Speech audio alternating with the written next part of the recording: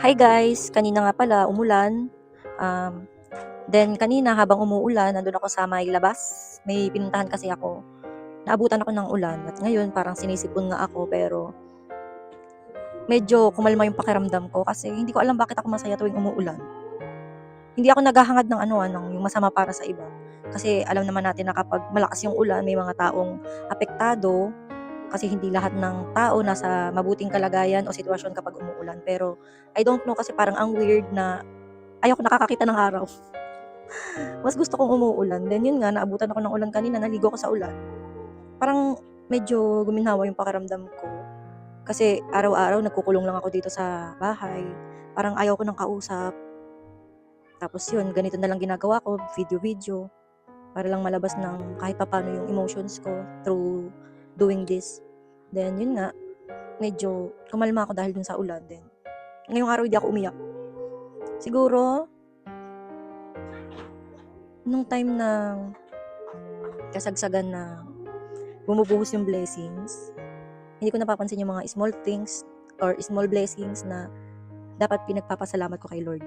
Parang yun yung feeling ko ngayon, yung realization ko ngayong araw kasi parang nasanay na ako sa big blessings na parang laging buhos, ganyan.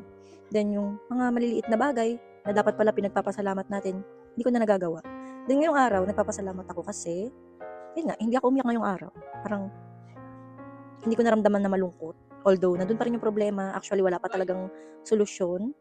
Talagang yung isip ko, magulo pa. Hindi ko alam kung saan ako patungo, kung saan ba ako dinadala ni Lord, kung ano bang mga pintuan ang dapat kong buksan. Sa ngayon kasi alam ko na marami na siyang pinto na isinara para sa akin. At tinanggap ko na yon. Sa mga susunod kong video, papaliwanag ko kung ano yung mga pintong isinara niya na akala ko nga dati, tama. Then ngayon ko lang na-realize na may mga mali rin pala. Then yun nga, nagpapasalamat ako kasi buhay pa ako until now. Kahit sobrang stress, yung dinaranas ko talaga. Siguro yung iba sasabihin, nagdadrama lang ako. Hindi nyo kasi nararanasan, ganun wala kayo sa sitwasyon. Kasi sobrang mabigat. Then yun nga, puro lang ako dasal. Tapos lumabas ako kanina na hindi ko naman ginagawa talaga kasi nagkukulong na ako lagi dito sa bahay. Parang ayoko na makipag-socialize. Ganun yung nangyari sa akin. Then naulanan ako. Yun kasi talaga parang comfort na panahon sa akin yung maulan. Hindi ko alam nakaka-relax siya. Tapos yun nga, naulanan ako. Dun, masaya. Masaya ako. Kahit hindi man siya tumagal, parang saglit na ulan lang.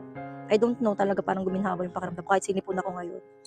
So yun lang guys, siguro matuto tayo lagi magpasalamat kahit sa mga maliliit na bagay o blessings na natatanggap natin kay Lord kasi wala naman talaga tayong pagmamayari dito sa mundo kundi itong katawan lang natin. Lahat ng meron tayo galing kay Lord. Kaya dapat nating ipagpasalamat yun.